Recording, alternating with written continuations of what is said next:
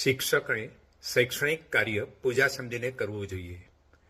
કારણ કે પૂજા કરવા બેસીએ ત્યારે આપણે ઘણી બધી સાધન સામગ્રી લઈને બેસીએ છીએ, જેમ કે ઘી હોય, દિવેટ હોય, અગરબત્તી હોય, ફૂલ હોય, વગેરે વગેરે. તો એ જ રીતે શિક્ષકે પણ વર્ગખંડમાં જાય ત્યારે સાધન સામગ્રી લઈને જવું જોઈએ. ઉપરાંત જ્યારે પૂજા કરવા બેસીએ છીએ ત્યારે ભગવાન પાસે આપણે કોઈને કોઈ અપેક્ષા રાખતા હોઈએ છીએ, અને એ અપેક્ષા ન સંતોષાય તો આપણે એમને દોષ આપતા નથી, એટલી જ શ્રદ્ધા રાખીએ છીએ.